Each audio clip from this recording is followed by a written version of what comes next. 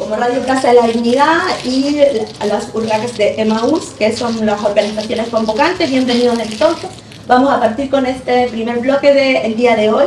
Nos acompaña el profesor Sergio Grez, historiador, experto, ¿cierto?, en temas del movimiento cultural, del movimiento popular, que ha desarrollado ampliamente una historiografía y además una visión crítica de los procesos. La sesión de hoy se va a llamar, para decirlo claramente, Crisis y mutaciones del movimiento popular en Chile durante dos cambios de siglo. Así que damos una calurosa bienvenida a un compañero, hasta ahora siempre con nosotros.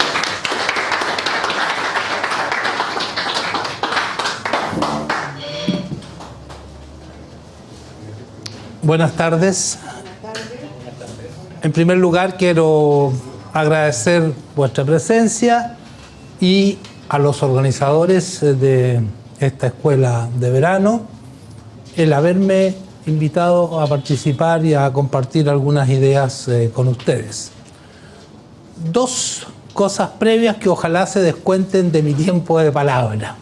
En primer lugar, estoy muy contento de estar en este icónico lugar que conocía solamente por referencias. Desde fines de 2019 escuchábamos lo que desde Radio Plaza de la Dignidad se nos decía a quienes estábamos manifestando abajo, se nos daba ánimo, se nos difundían informaciones y se jugaba un verdadero papel de comunicación popular en los momentos en que era precisamente más necesario que nunca. En segundo lugar, quiero rendir un modesto homenaje a un compañero que acaba de fallecer, el compañero Milton Silva, que fue integrante del GAP, el dispositivo de seguridad del presidente Allende, y que nos hemos enterado por las redes sociales, falleció hace pocas horas y en estos momentos está siendo velado. Pues bien, entremos entonces en el tema. Como decía la compañera, el título, lo voy a recordar, de esta presentación es Crisis y mutaciones del movimiento popular en Chile durante dos cambios de siglo. Y habría que agregar, para mayor precisión, 1880-1925, el primer cambio de siglo, y luego, jugando un poco con las fechas, esto no es rígido, 1980-2025. Lo primero que me parece que hay que tener claro es que el carácter histórico del movimiento popular, de cualquier movimiento popular, del país que sea, ¿ya? Porque, ¿a qué me refiero con esta afirmación? Al hecho de que el movimiento popular no es un dato dado de una vez y para siempre. El movimiento popular va cambiando, por eso hablamos de mutaciones, en función de las transformaciones económicas, sociales, políticas y culturales que ocurren en una sociedad determinada en un momento determinado de su historia. Cambia su composición, sus reivindicaciones, su forma de organización, sus liderazgos y rasgos identitarios y culturales, entre otros elementos. Evidentemente, el movimiento popular hoy en Chile no es el mismo que fue, por ejemplo, durante el gobierno de la Unidad Popular, ni durante la época de Recabarren, ni en tiempos aún más pretéritos. Este es precisamente nuestro tema de hoy. Voy a comenzar por una brevísima caracterización de la sociedad chilena durante la segunda mitad del siglo XIX, aunque deberíamos precisar que hablar de la segunda mitad del siglo XIX es un periodo demasiado largo, es tal vez un tanto esquemático, tal como nos vamos a dar cuenta dentro de algunos minutos.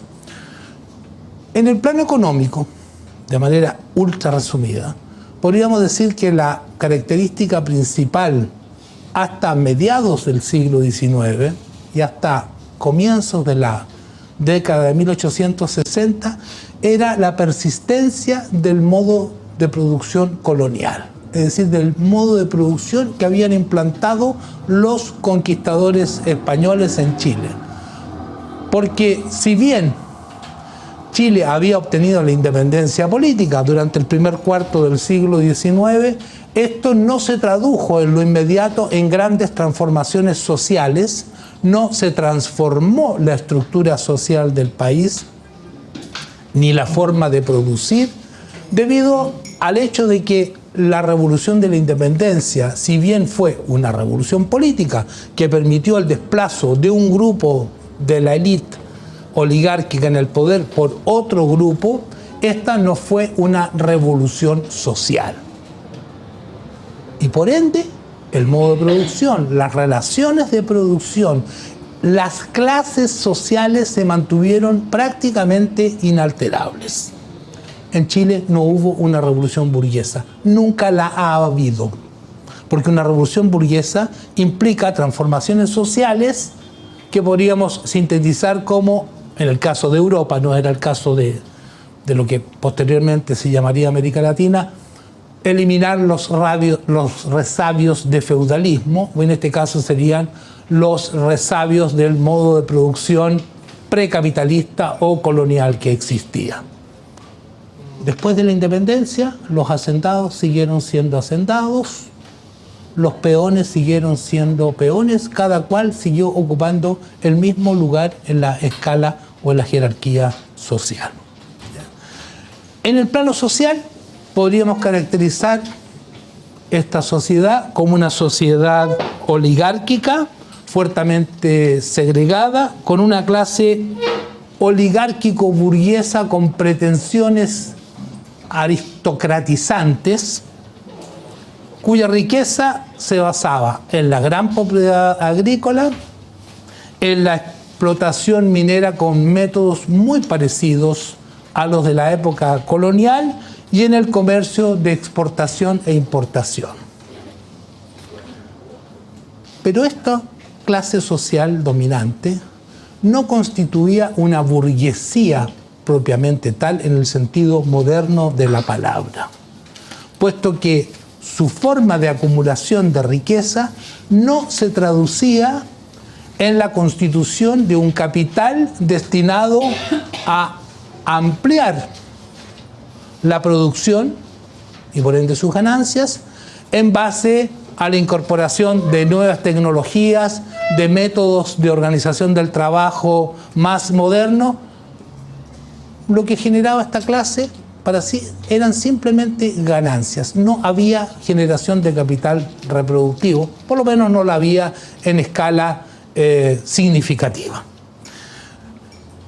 De acuerdo con estas características, las clases y sectores populares estaban constituidos mayoritariamente por lo que nuestra historiografía social ha denominado el peonaje, es decir, una gran masa de jornaleros, peones, gañanes, trabajadores sin mayor calificación o especialización que vendían su fuerza de trabajo a estos patrones de tipo colonial, digo, de tipo colonial a pesar de la independencia,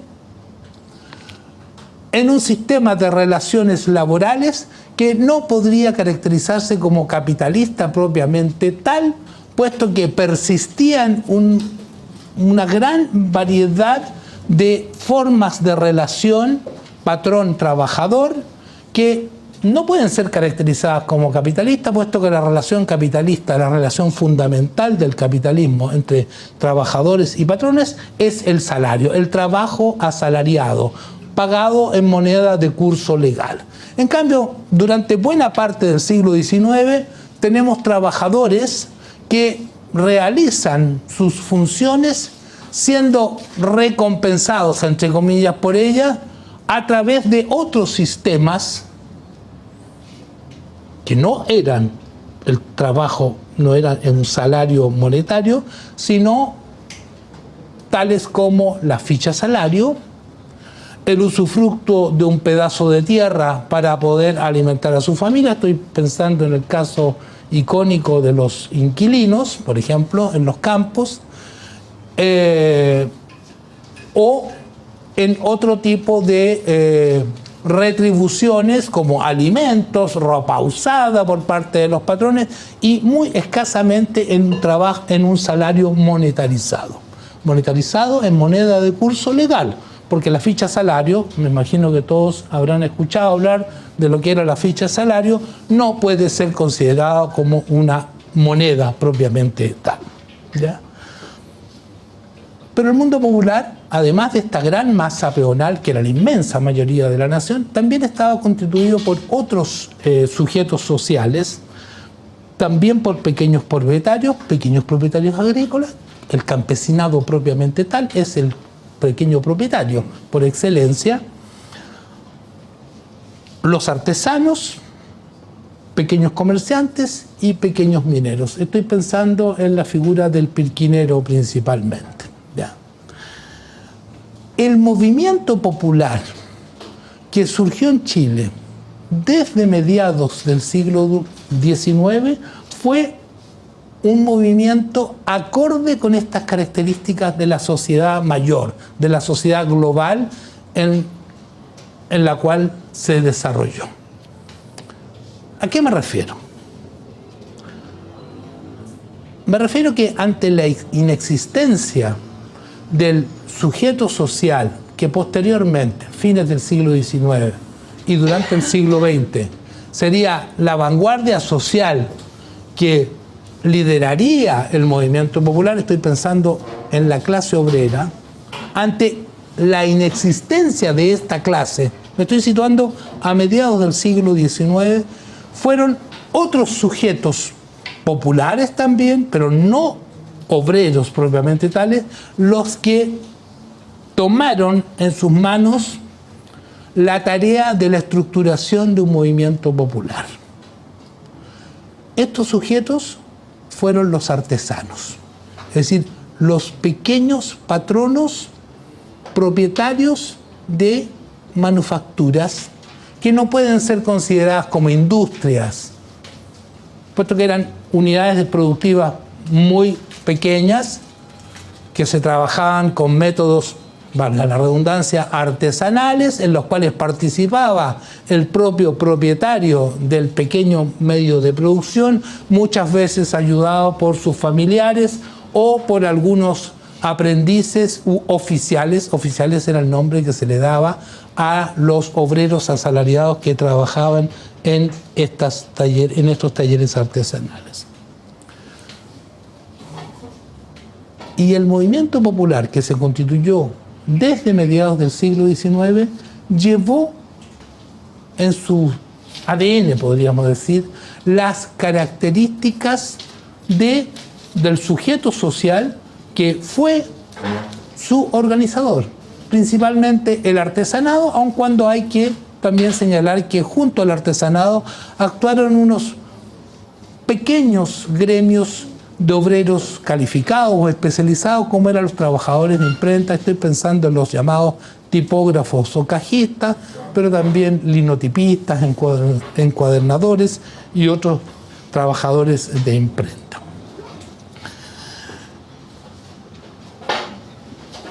La reivindicación principal de este movimiento iba en concordancia con los intereses de este sujeto social que fue el que lo organizó. ¿Y cuál era el interés principal del artesanado chileno durante prácticamente todo el siglo XIX? Lograr la protección del Estado para lo que ellos consideraban su industria, a saber, sus talleres artesanales. ¿Protección en qué sentido? En el sentido de que el Estado los ayudara mediante barreras aduaneras a protegerse de la avalancha de mercancías manufacturadas que empezó a llegar a Chile después de declarada la independencia, una vez que se proclamó el libre comercio con todas las naciones del mundo y se rompió definitivamente el monopolio comercial español. Como estos productos provenían de los países vanguardia de la Revolución Industrial, Inglaterra, algunos países europeos, posteriormente Estados Unidos, etc., los artesanos chilenos no estaban en condiciones tecnológicas ni económicas de hacer frente a esta competencia. Y por lo tanto le pedían al Estado de Chile que elevara las barreras aduaneras para que sus artesanías pudieran competir con los productos que venían de los países más desarrollados del capitalismo de la época, pero también le exigían, y la petición proteccionista tenía un doble sentido, le exigían o le pedían al Estado que bajara las barreras aduaneras para las materias primas que no se producían en Chile, o para las maquinarias que no se producían en Chile y que eran necesarias para el funcionamiento de sus talleres artesanales. O sea, el proteccionismo no fue la única, no tengo tiempo para detenerme en otros detalles, fue la reivindicación que motorizó a este movimiento popular, que le dio un sentido, un norte, un objetivo por el cual luchar, de acuerdo con los intereses del sector social que encabezó este movimiento popular, el artesanado chileno. Las formas de organización que adoptó este movimiento popular decimonónico estaban basadas en la idea de la ayuda mutua para mejorar la condición popular. Y estas formas de organización fueron principalmente el mutualismo, las sociedades de socorros mutuos, el cooperativismo, las escuelas vespertinas de artesanos, las sociedades filarmónicas de obreros, que eran clubes de recreación y de educación popular, las logias de temperancia, que eran clubes de abstemios, las cajas de ahorro, una serie de periódicos populares. Estamos en una escuela de comunicación popular. Ojalá que tengamos tiempo durante la discusión de hablar de la importancia que tuvo la prensa popular, tanto en el siglo XIX como en el siglo XX, para la organización del movimiento popular, para la difusión de sus reivindicaciones, para la creación de un etos colectivo. Y a través de este tipo de actividades y de organizaciones que no implicaban por el momento una lucha capital-trabajo o trabajo versus capital, sino simplemente la asociación para ayudarse mutuamente, se intentaba hacer realidad lo que podríamos considerar como el ethos, como el alma, la idea central de este movimiento popular, la idea de la regeneración del pueblo. La idea de la regeneración del pueblo, regeneración, ¿ya? Que es lo contrario de la degeneración, ¿ya? Que era una idea que había sido predicada en torno a esta gran y también mítica experiencia de la Sociedad de la Igualdad en 1850 por dos jóvenes de las clases dominantes, pero que tenían una sincera preocupación por la condición popular, Santiago Arcos y Francisco Bilbao, jóvenes igualitarios, que habían predicado esta idea que en términos sencillos podríamos decir consistía en que el pueblo tiene que regenerarse, es decir, mejorar y elevarse por encima de la degradada condición social, económica, política, cultural y hasta moral en la que lo tienen sumido las clases dominantes, para hacerse respetar por estas y ocupar el lugar que le corresponde en la sociedad por su aporte a la riqueza social. Este movimiento no tenía la radicalidad que conoceríamos más tarde en el movimiento obrero y popular chileno. Era un movimiento, y ahí entramos en su expresión política, en las ideas políticas en las cuales se apoyaba, que podríamos calificar como liberal popular. Alguien dijo liberal por ahí. Estaba cerca, a mi juicio, pero faltó la precisión de popular. ¿Por qué? Porque el liberalismo es la ideología, podríamos decir, más típicamente burguesa, históricamente hablando, en todos los países del mundo. ¿Ya? ¿Cómo dijo que se llamaban los movimientos de los artesanos que se apoyaban mutuamente ante la llegada de los capitales extranjeros? Proteccionista, movimiento proteccionista. No, eso es más tarde. No, eso no.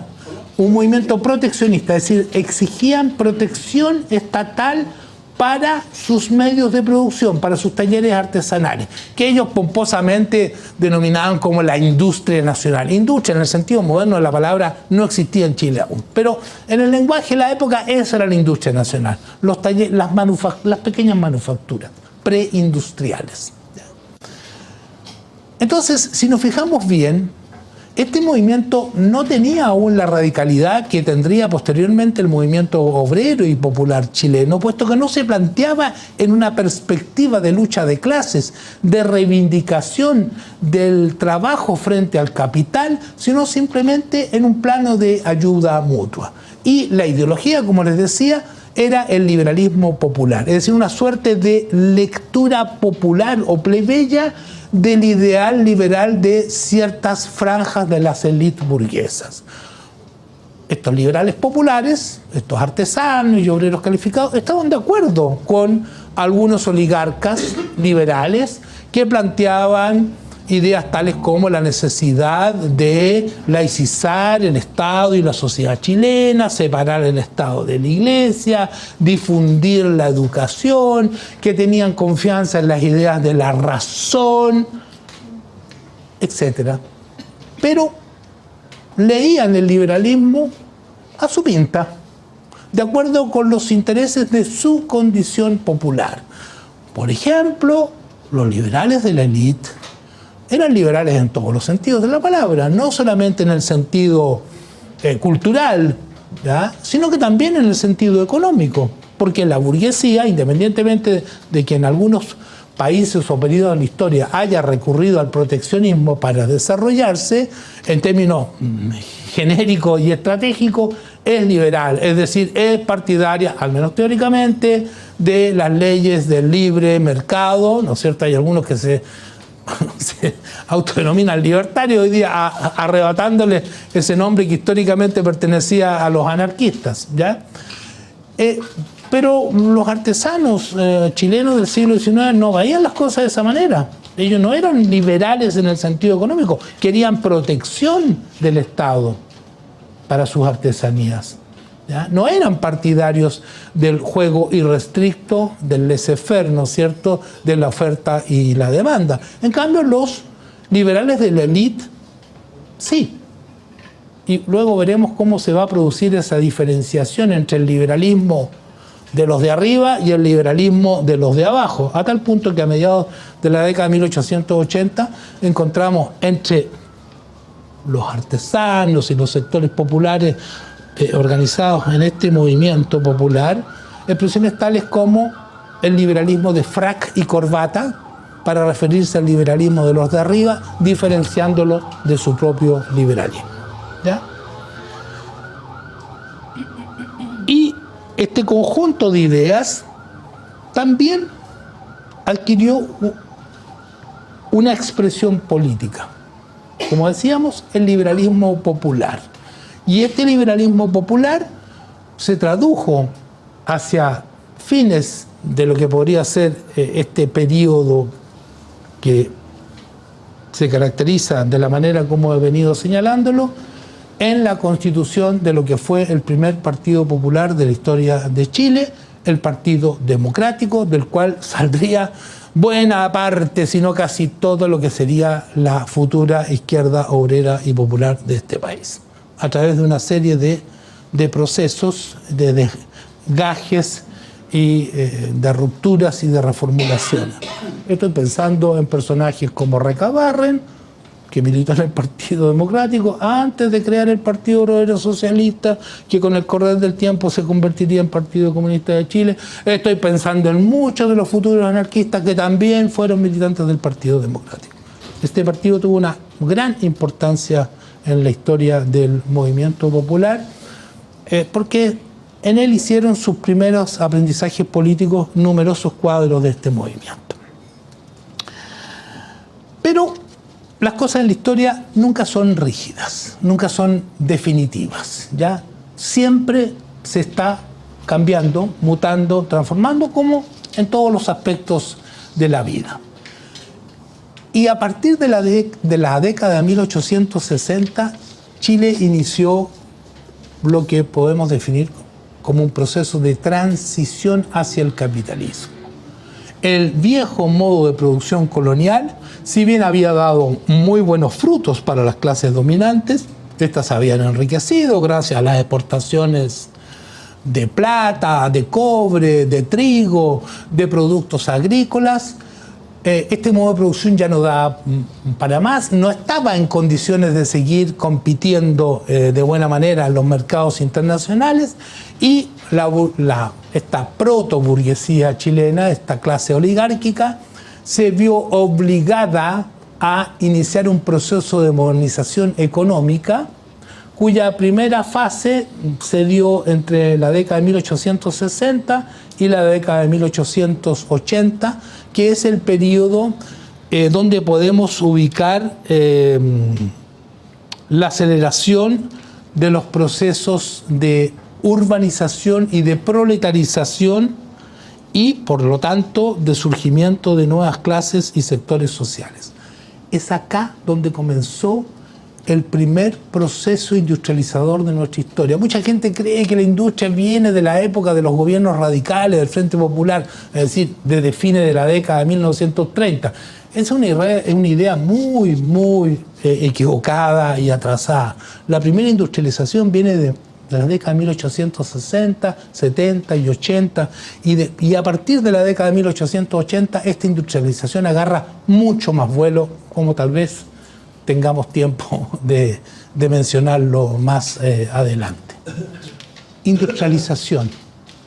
Esto significa que las migraciones campo-ciudad, es decir, los traslados de masas campesinas desde las zonas rurales a las zonas urbanas, se van a acelerar. Ya venían desde antes, pero se van a acelerar ante el surgimiento de nuevas posibilidades de trabajo, de nuevos puestos de trabajo en la naciente industria o en la modernización de las faenas mineras, que, tal como va a ocurrir después de 1880, en el caso del salitre, van a asumir formas industriales de producción, a pesar de tratarse de una actividad primario exportadora, como es la minería en Chile en general.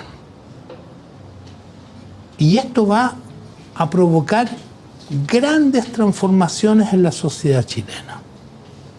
No solo una modernización económica, no solo surgimiento de la industria, también surgimiento de nuevas clases y nuevos sujetos sociales inexistentes hasta entonces. Y las dos principales clases que empiezan a surgir son la burguesía industrial. Si hay industria, en el capitalismo tienen que haber capitalistas que van a conformar una clase. Y una nueva clase trabajadora diferente al peonaje, la clase obrera moderna o el proletariado. Y aquí se habla de un proceso de proletarización. ¿Qué significa proletarización? Porque a menudo empleamos las palabras, pero no sabemos bien en qué consisten. La proletarización básicamente consiste en que una masa de pequeños productores pierden sus pequeños medios de producción, son despojados por el avance del capitalismo y se convierten en trabajadores asalariados para poder sobrevivir. Es decir, que no tienen sino su fuerza de trabajo, que venden o arriendan a un capitalista para poder sobrevivir. Los campesinos, no todos evidentemente, ¿no es cierto?, pero muchos campesinos que eran pequeños propietarios, pierden sus tierras ante el avance del latifundio. Muchos artesanos ven sus talleres artesanales arruinados por la competencia que le hacen ya no solo las manufacturas importadas desde los países más desarrollados del capitalismo, sino también desde el interior del país ante el surgimiento de la industria moderna. Y por lo tanto, engrosan las filas de esta nueva clase social, el proletariado. Este es un fenómeno universal, podríamos decir, y corresponde, grosso modo, a lo que Marx definió como la fase o periodo de la acumulación originaria del capital. Es decir, cuando esta masa popular es despojada de sus medios de producción, puede ser de manera violenta o puede ser de manera un poco más disimulada, y es arrojada a las filas de esta nueva clase social popular, el proletariado. Este proceso va a tardar décadas. Es una larga transición al capitalismo. Y esta larga transición al capitalismo va a generar grandes mutaciones en el movimiento popular que se traducen, dicho de manera muy sintética, en el surgimiento de un nuevo movimiento popular. Un movimiento popular que podríamos catalogar o etiquetar como un movimiento obrero y popular. Obrero, ¿por qué? Porque el sector social, la vanguardia social de este nuevo movimiento ya no va a ser, ya no sería el artesanado, sino esta nueva clase social, el proletariado, que surge al calor de la industrialización, de la modernización económica, de la transición al capitalismo. Por ende, las reivindicaciones del nuevo movimiento van a ir cambiando también, o van a ser distintas a las del movimiento que habíamos conocido durante la mayor parte del siglo XIX. Ya no va a ser el proteccionismo, van a ser reivindicaciones laborales, como, por ejemplo, salarios, pago en dinero constante y sonante, porque en muchas partes se seguía pagando en fichas hasta comienzos del siglo XX, en moneda de curso legal, jornadas de trabajo, condiciones de trabajo, etc. Es decir, las reivindicaciones propias de la nueva clase trabajadora, que implican ya no la ayuda mutua, sin que ésta se descarte por completo, pero en lo fundamental un enfrentamiento con el capital, o si se quiere, con los capitalistas, para arrancarles concesiones en favor de la clase trabajadora. O sea, tenemos ya dos elementos nuevos. Una nueva vanguardia social, la clase obrera, nuevas reivindicaciones, nuevas formas de organización que, sin descartar por completo las anteriores, como las mutuales, las cooperativas, las filarmónicas de obreros, las cajas de ahorro, las logias de temperancia, etc., van a estar centradas principalmente en una nueva forma de organización popular, el sindicalismo.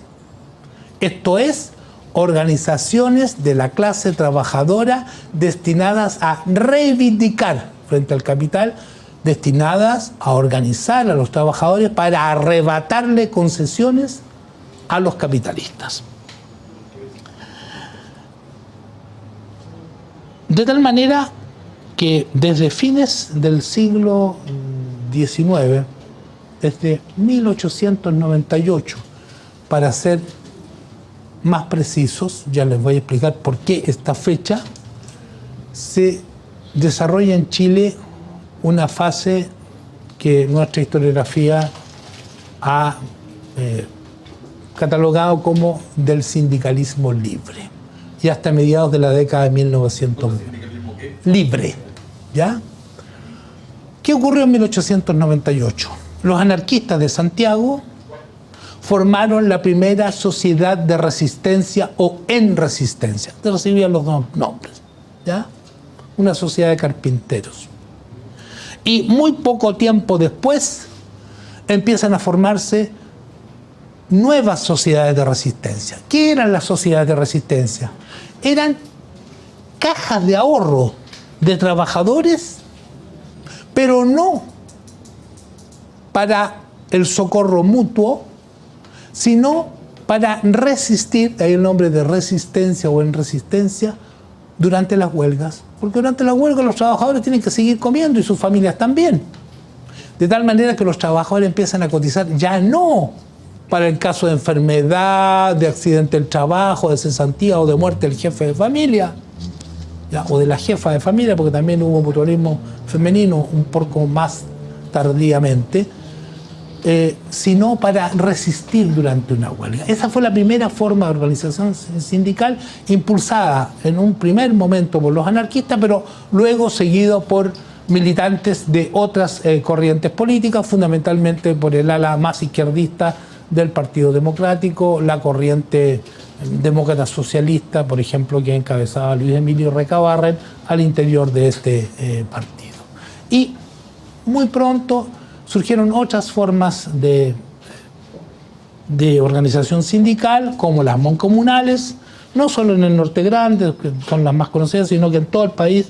Yo las he detectado hasta en Valdivia incluso, que constituían una forma de organización muy interesante, puesto que pretendían realizar no solamente labores de tipo sindical, sino que también asumir algunas de las tareas que el movimiento popular, como el mutualismo o las tareas de educación y recreación popular, venía desarrollando desde hacía varias décadas. Y luego se formarían federaciones de trabajadores por oficio o rama de producción, confederaciones como la Federación Obrera de Chile, que primero era de carácter mutualista y bastante amarilla, pero luego se radicalizaría bajo la influencia de los militantes del Partido Obrero Socialista, el partido de Recabarren, o las organizaciones anarcosindicalistas como la FORCH, la Federación Obrera Regional de Chile, que se formó en Valparaíso y Viña del Mar en 1913, más tarde la IWW,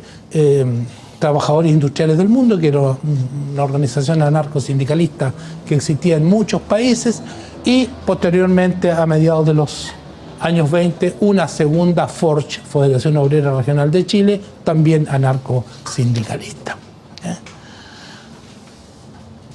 Cambios en el movimiento popular. Un movimiento que ahora es mejor denominarlo como movimiento obrero y popular, ¿ya? Cambios en su organización, en sus reivindicaciones, en su etos colectivo. Ya la idea no va a ser simplemente la regeneración del pueblo. Se va a marchar detrás de una idea más radical, la emancipación de los trabajadores. Es decir, su liberación del yugo del capital. La superación de la sociedad de explotación, como es típicamente la sociedad capitalista.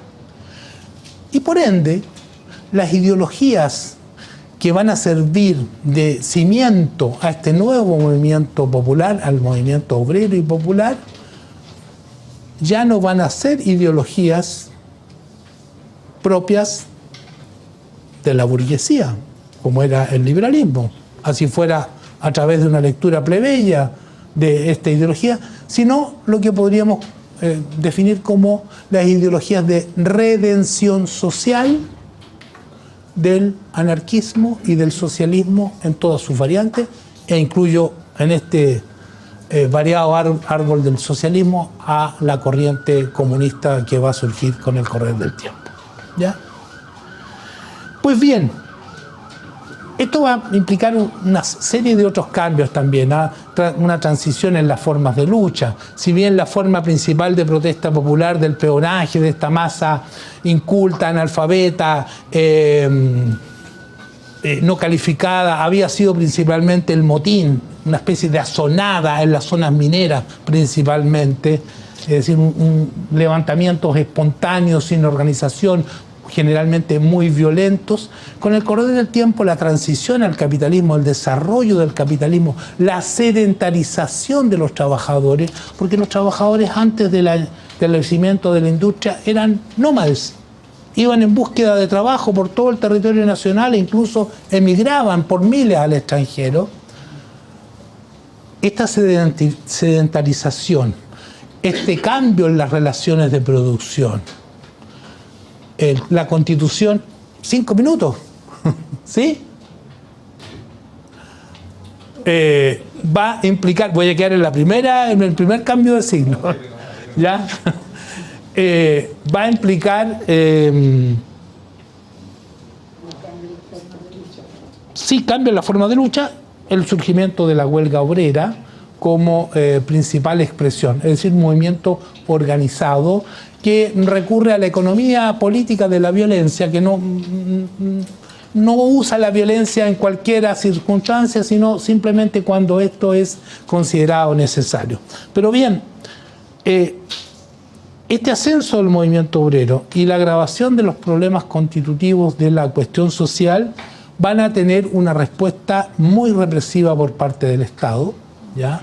La burguesía, la mayor parte de ella, niega la existencia de la cuestión social y por ende la respuesta principal del Estado frente al ascenso del movimiento obrero va a ser la represión. De tal manera que vivimos entre 1903 y 1907 un primer ciclo de masacres obreras en la zona del Carbón, en Valparaíso, en Santiago, en Antofagasta y finalmente en Santa María de Iquique.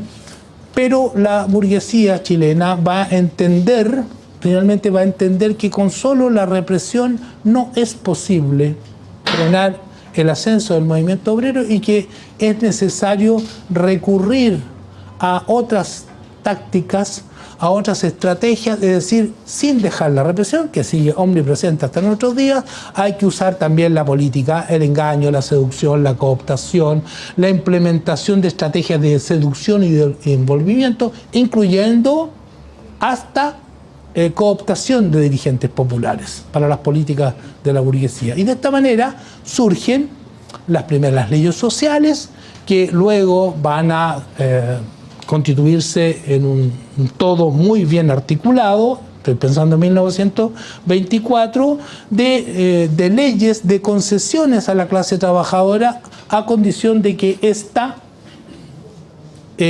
transite y exprese sus reivindicaciones tan solo al interior de los márgenes que le permite la ley. Y de esta manera se implementan las leyes sociales, se implementan los mecanismos de conciliación y arbitraje y empieza tímidamente primero y en un proceso muy contradictorio y largo a surgir un nuevo tipo de Estado. Cuando digo nuevo tipo de Estado no quiero decir que el Estado deje de ser un Estado burgués, capitalista y que defiende los intereses de la clase dominante. Lo era antes y lo sigue siendo hasta nuestros días. Simplemente que este Estado adquiere nuevas características. De ser un Estado asocial, oligárquico y excluyente, se plantea o se pretende como un Estado ampliamente incluyente, asistencial, no benefactor, que no es lo mismo, ojalá tengamos tiempo de discutirlo, y que practica una política de compromiso, lo que algunos autores, en particular Tomás Muriana, ha definido como un estado de compromiso. Es decir, un estado, una suerte de pacto social en que las distintas clases, principalmente la clase trabajadora y la burguesía, se comprometen a actuar dentro de un marco común regulado por la Constitución y las leyes.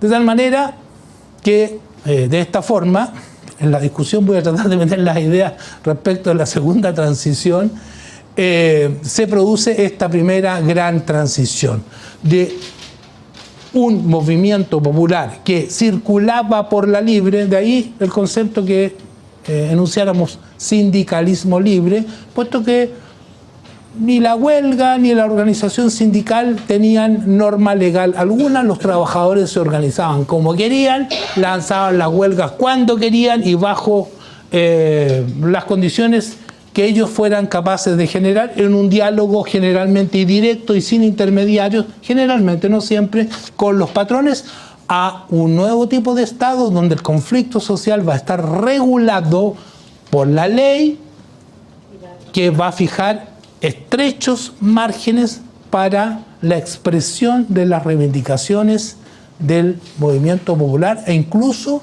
de la principal forma de organización en esta nueva fase que se ha abierto luego de esta gran transición al capitalismo, iniciándose de esta manera, lentamente. Esto va a tomar como 15 años en asentarse, lo que nuestra historiografía y las ciencias sociales en general han denominado la fase del sindicalismo legal. Lo siento no haber podido resumirme más. Llego hasta la primera transición y quedamos abiertos a avanzar un poquitito más. Muchas gracias.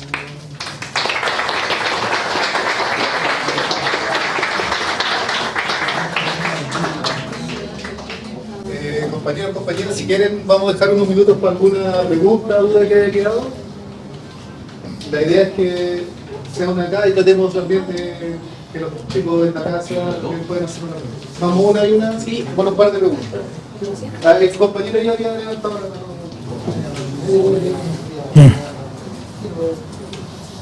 Sí, bueno, muchas gracias por la exposición. Tengo dos o tres preguntas que tienen que ver principalmente con lo que usted mismo señaló, que es interesante profundizar después. Y lo primero sobre esa industrialización de la década del 860 al 890 y las diferencias con lo que fue la industrialización de los centros populares. Interesante. Lo segundo, sobre estas diferencias entre Estado benefactor, asistente de compromiso, que creo que es pertinente. Y en tercer lugar, bueno, probablemente hubiese sido interesante igualmente referirse a ciertos episodios de revueltas populares, de rebeliones populares, para ir ilustrando la exposición. Y un aspecto que, en su opinión, quizás no lo escuchaba en alguna de sus charlas anteriores, si constituye o no un rasgo la presencia o ausencia de organizaciones, propiamente tal, en dichos episodios. Así que eso. Tú me pides como 4 charlas más. No alcancé a exponer el esquema que tenía ahí y tú quieres que me refiera a episodios. A ver, ya no se puede decir telegráficamente, twitteramente, pero tampoco twitteramente, porque ya no se llama Twitter, ¿ya? La primera industrialización, esta primera fase de industrializadora, se diferencia en varios aspectos de la que es más conocida, la de los gobiernos de Frente Popular. No es una industrialización inducida, dirigida o incentivada principalmente por el Estado, sino que es una industrialización, entre comillas, espontánea. Es decir, generada por sectores de la propia clase dominante. Sectores de la vieja oligarquía o aristocracia. En realidad en Chile no corresponde hablar de aristocracia, son pretensiones aristocráticas simplemente. Los títulos de nobleza eran vendidos y comprados durante la época colonial. Y O'Higgins los abolió, ¿ya?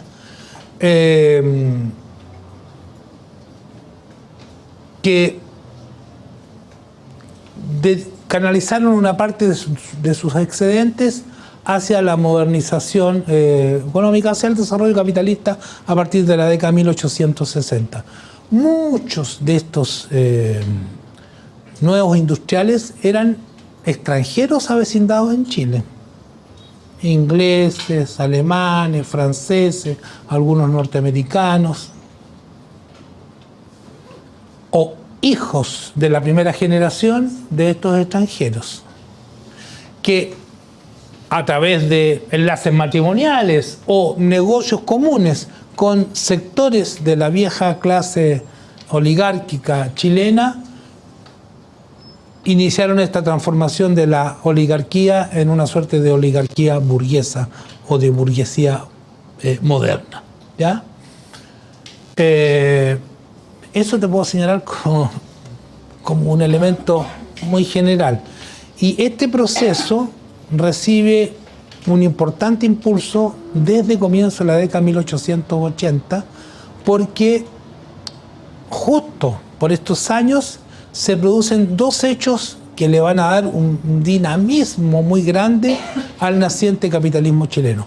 Chile, el Estado de Chile, se apodera de las provincias peruanas y bolivianas de Tarapacá y Antofagasta respectivamente, adicionando una riqueza y fuerzas productivas enormes a la economía nacional, la riqueza del salitre primero y después del cobre, ¿no es cierto?, y de otros minerales, y paralelamente, por estos mismos años, se produce la ocupación militar y por lo tanto política y el inicio de la explotación económica del territorio mapuche, del Gualmapu, por parte del Estado de Chile en violación de los tratados existentes con el pueblo nación mapuche. Y más encima, posteriormente, ya estamos en la última década del siglo sobre todo, se produce la expansión hacia la Patagonia chilena, que también va a significar nuevas fuerzas productivas que se suman a la economía nacional, redundando en una aceleración del proceso de industrialización y de modernización económica. Esa era una cosa. ¿La otra cuál era? La segunda tenía que ver con el Estado benefactor asistente de... Ya. Aquí hay una distinción fundamental que ha sido formulada por nuestra colega y amiga, la historiadora María Eugenia Quillani, y que yo comparto plenamente, ¿no es cierto? Es decir, que no es lo mismo un Estado benefactor que un Estado asistencial. Nunca en Chile tuvimos un Estado benefactor, porque el Estado benefactor implica una amplia red de protección social de todos los habitantes del país, a través de un variado sistema de derechos sociales, de subsidios, de prestaciones, de ayudas, de coberturas, que en Chile nunca existió, ¿ya? La red de protección social, si bien se fue ampliando hasta el golpe de Estado de 1973, fue siempre bien modesta, jamás alcanzó a todos los sectores de la población y por lo tanto fue incompleta. Por ende, no es conveniente hablar de Estado benefactor en Chile antes del 73, sino simplemente de Estado asistencial, que ayudaba en la medida de lo posible, ¿ya?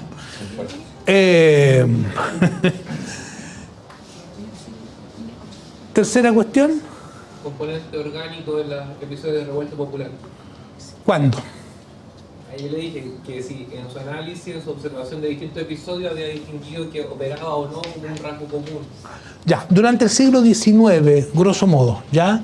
Y hasta los primeros años del siglo XX, hasta el 1905, no más allá de 1900, no más acá de 1905, hubo una preeminencia como forma de protesta social inorgánica del motín peonal. Pero a medida que surge la clase obrera, a medida que los propios peones se van transformando en clase obrera moderna, empiezan a disminuir los motines. Y en su reemplazo surge la huelga obrera moderna. ¿Cuál es la diferencia? El motín era un movimiento prácticamente siempre muy violento, espontáneo, sin organización previa, sin liderazgos conocidos, sin reivindicaciones claramente formuladas. Era una especie de violencia inorgánica, una explosión de ira, ¿ya?, de descontento popular, pero que no tenía una estrategia, no se proponía ni siquiera la negociación con los patrones o con sus representantes, los administradores de las minas, por ejemplo. Era un desfogue. La huelga obrera moderna no es que sea pacífica siempre, puede ser violenta. Una huelga obrera puede ser también muy violenta. Poner un piquete a la entrada de la fábrica o del puerto para impedir que los rompehuelgas ingresen es violencia, ¿no es cierto? Sí. Pero esta es una violencia contenida.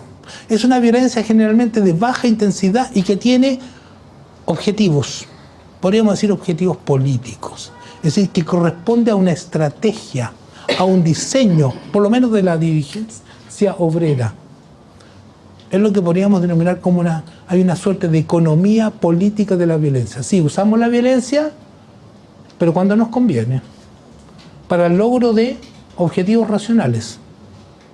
Porque si nos pasamos de la raya, ahí están las lecciones de la historia. ¿Quiénes son los principales perjudicados? Los trabajadores. Por lo tanto, tenemos que contenernos. Ahí está la diferencia fundamental. En la huelga obrera hay organización, hay petitorio, hay líderes conocidos, hay tentativas de diálogo con la patronal o con sus representantes. Y la última expresión de violencia peonal que yo he encontrado en los archivos, en los documentos, ¿ya? Ocurrió por ahí por 1905 en la oficina salitrera Chile, en el Norte Grande, Tarapaqueña, y después no hay más. Solo hay huelgas obreras. Incluso conversando con un colega me discutía, y puede que tenga razón, que hasta en el caso de la oficina Chile hay algunos rasgos de huelga obrera moderna. ¿Ya? O sea, las azonadas peonales van quedando atrás. Mira, el muy buen ejemplo es Santa María de Iquique. Más que Santa María de Iquique, la huelga grande de Tarapacá, que culmina en la masacre de Santa María de Iquique. Varios de los dirigentes de esta huelga eran anarquistas. José Briggs, por ejemplo. Luis Olea, que parece ser el rucio de la cantata Santa María de Iquique, que cae herido, los militares lo dan por muerto, se escapa gracias a la ayuda del vecindario, se va a Perú y años más tarde muere de muerte natural en Ecuador. ¿Ya? Bajan los pampinos. Y estos rotos eran cosas serias, pues, ¿ya? La vida en La Pampa era muy violenta, la vida cotidiana, ¿ya? Pero no se produce un destrozo, un desorden, ni un solo desmán en Iquique. ¿Por qué? Porque la dirigencia obrera, a pesar de que en ella habían anarquistas, y los anarquistas iban al choque y tenían un discurso de uso de violencia popular, ¿ya? Sacando lecciones de las masacres de 1903, de 1903 en el Carbón, en Valparaíso, 1905 la huelga de la carne, que se transforma en la Semana Roja de Santiago, 1906 la huelga general de Antofagasta, que termina en la masacre de la Plaza Colón, contienen a la masa. Y el comportamiento de ella es impecable, no se rompió una vidriera, lo cual no fue obstáculo para que el Estado, una manera de castigar la osadía de los trabajadores de bajar a Iquique, paralizar las faenas productivas del puerto y de la Pampa salitrera, y para que esto no sirviera de escarmiento, cogieron una matanza terrible. ¿Ya? Esas son más o menos las fechas. ¿Qué más? La identidad. ¿No había otra más? La identidad pampina. ¿Ah? No, la identidad peones. ¿Quiénes componían la identidad de los peones? A ver, ¿quiénes eran los ¿Qué peones? identidad estamos hablando? ¿Qué origen? ¿Quién es ese pueblo que...?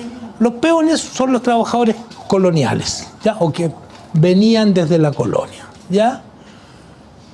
Trabajadores que muchas veces tenían una relación de semiservidumbre con los patrones coloniales. El caso más típico son los trabajadores agrícolas, ¿ya? Los inquilinos que no eran peones propiamente tal, pero de donde sale una rama del peonaje, porque el campo chileno no era capaz de abastecer tantas bocas, de tal manera que muchas veces los hijos de los inquilinos se echaban a rodar tierras, se iban de la hacienda para escapar de la pesada tutela patronal, ¿ya? Que podía ser muy pesada, muy desagradable, ¿ya? Muy prepotente, y se convertían en peones itinerantes, es decir, en gañanes, en jornaleros agrícolas, que iban de fundo en busca de trabajo, trabajos temporales, estacionales, o que migraban a las minas del Norte Chico antes de la Guerra del Pacífico, o a las minas de carbón, o a realizar trabajos no calificados en las ciudades, ¿ya? Son parte del peonaje los sirvientes domésticos, hombres y mujeres, ¿ya? Son parte del peonaje estos jornaleros ocasionales, ¿ya? Toda esta gran masa de trabajadores. ¿De qué pueblos provienen? ¿Son los hijos del europeo, los mapuches? No, son la inmensa mayoría son los chilenos, los mestizos, ¿ya? ¿Mestizos? Claro, porque están... Porque ¿a dónde queda ahí la explotación Porque- en el mismo contexto que se hace la industrialización, se enriquecen los dominadores, es donde usurpan las tierras del pueblo originario. Entonces, esas personas que ponen el cuerpo Sí, pero hasta- para esos trabajos, los peones, ¿qué pasa ahí? ¿Por qué no se ha nombrado nada de...? A ver, porque hasta comienzo, Bueno, los pueblos originarios de acá hasta que- comienzos de la década de 1880, el pueblo mapuche vivía independiente. O sea, no se habían convertido en peones, por ejemplo. No, vivía, puede que haya habido uno que otro, pero grosso modo era un pueblo independiente que vivía su independencia al sur del Biobío, con algunos enclaves chilenos, entre comillas, como Valdivia, Chiloé, etcétera, ¿no es cierto? Había una colonización hormiga por parte de chilenos, ¿ya? Pero la guerra de la mal llamada pacificación de la Araucanía empieza a comienzos de la década de 1860 y va escalando progresivamente.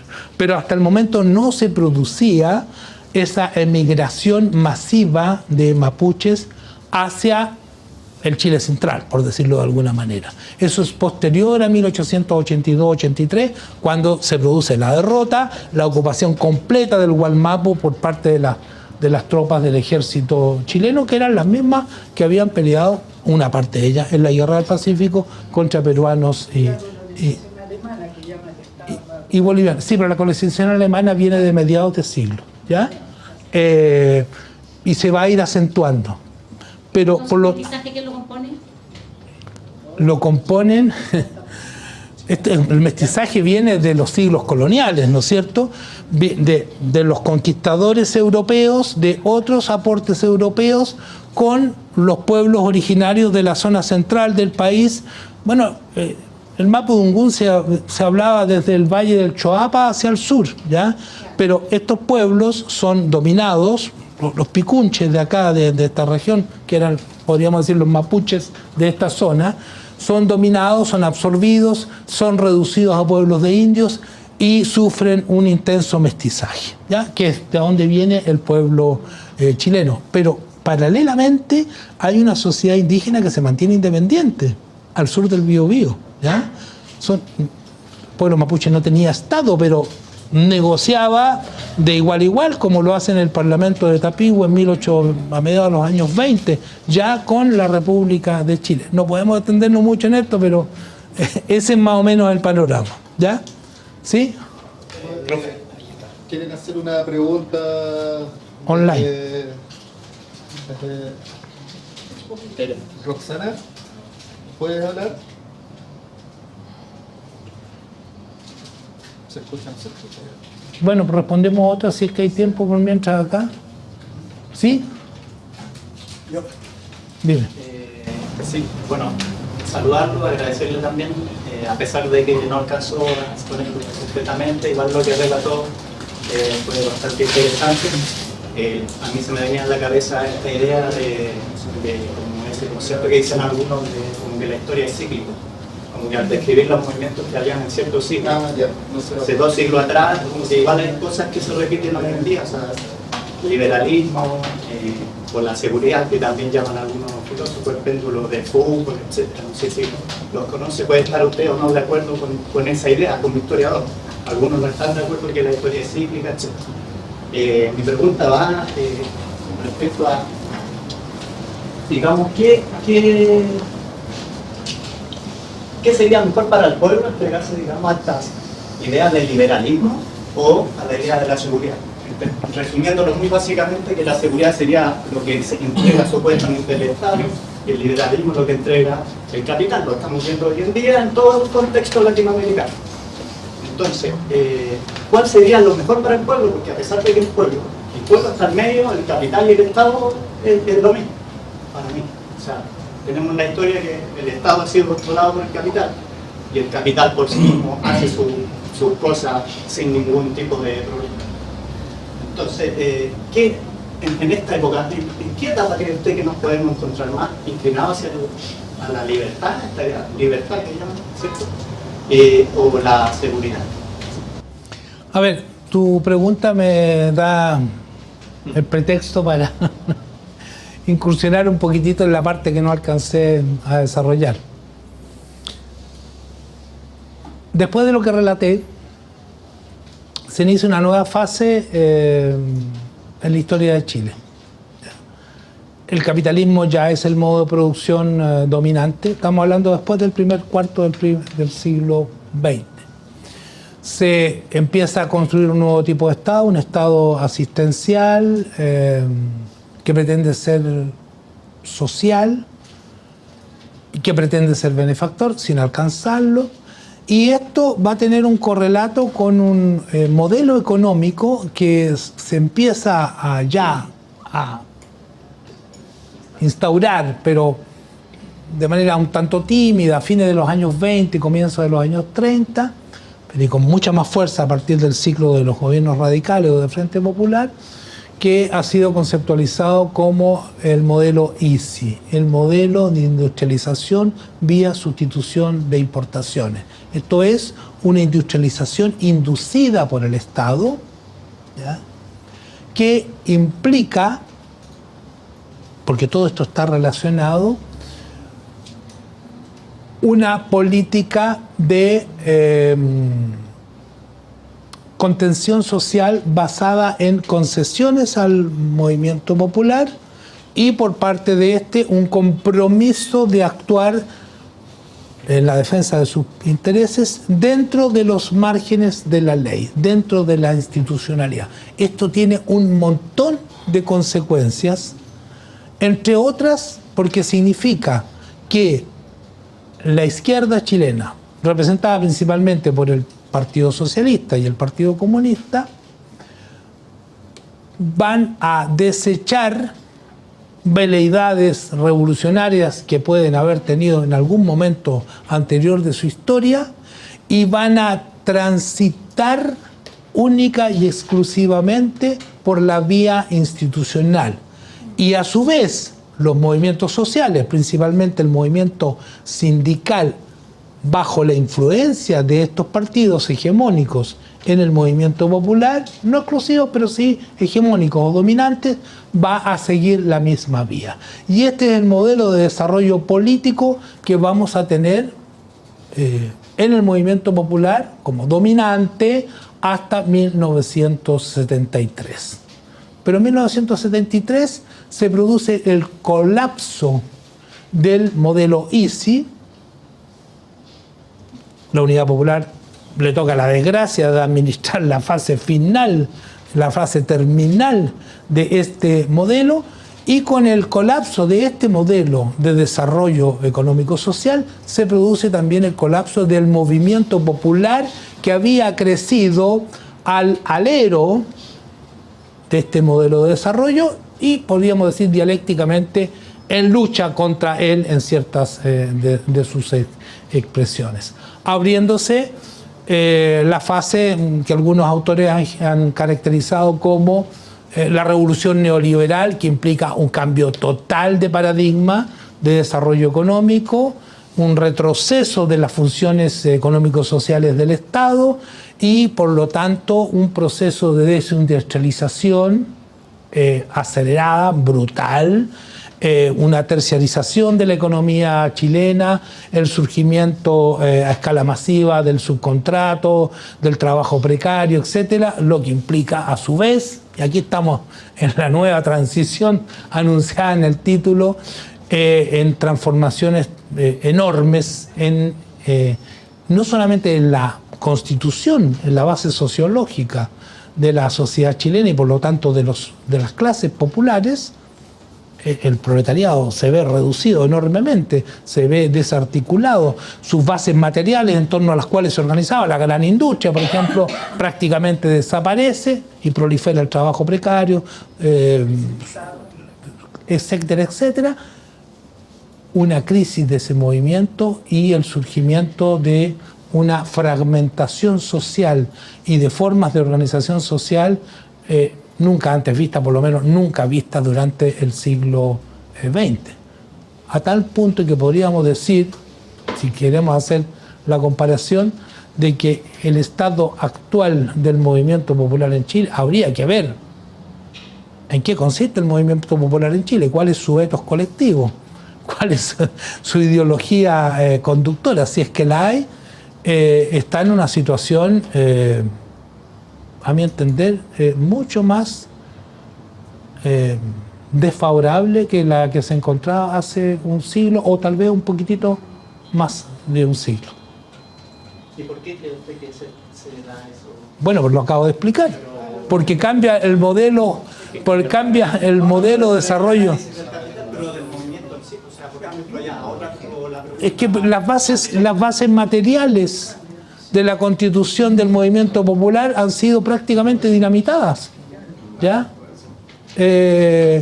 No existe la industria en torno a la cual se constituía principalmente la clase obrera. Sí, sigue existiendo la gran minería del cobre, sigue existiendo el trabajo en los puertos, el proletariado no ha desaparecido, pero ha asumido formas que tienen que ver con la economía actual, que es una economía fuertemente terciarizada, con inconvenientes de tipo legal para la constitución del movimiento sindical, con fragmentación del trabajo, con dispersión, con la proliferación de no solamente del trabajo precario, sino que de los microempresarios, que son trabajadores reconvertidos por las circunstancias. Me han hecho un montón de gestos que tengo que parar, no puedo seguir explicando, lo siento mucho. Muchas gracias.